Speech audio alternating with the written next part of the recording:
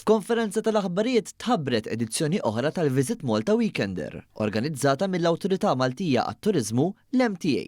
Din l-okkażjoni li issa saret avveniment annwali fil-kalendarju ta' attivitajiet tal-MTA se tkun qed issir bejn il-15 u s-16 ta' Awwissu fil-ground ikoniku ta' Newcastle, is-St James Park.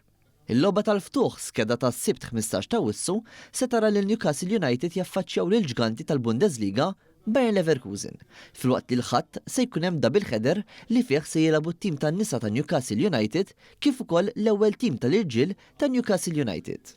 L-avversarji għal dawn iż-żewġ logħbiet se jitħabbru aktar tard matul dan ix-xahar. Il-kap eżekuttiv tal-Awtorità Maltija għat-Turiżmu, Carlo Mikallef, elenka kemm dan it-turnew qed ikun ta' suċċess barra minn xtutna.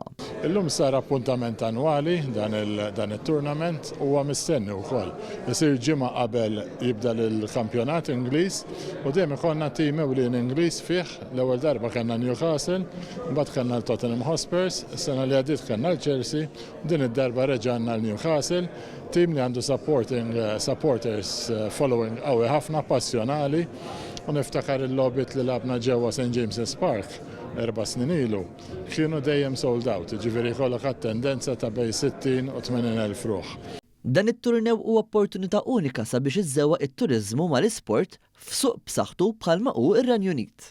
Dan indikaħ il-Ministru tat-Turiżmu Joe Etienne Bela fejn enfasizza l-importanza ta' kollaborazzjonijiet bħal dawn. Partnership tagħna mar-Renju Unit ma' l-Ingliżi hija partnership soda li ikun hemm reklamar ta' pajjiżna ta' Malta u Għawdex.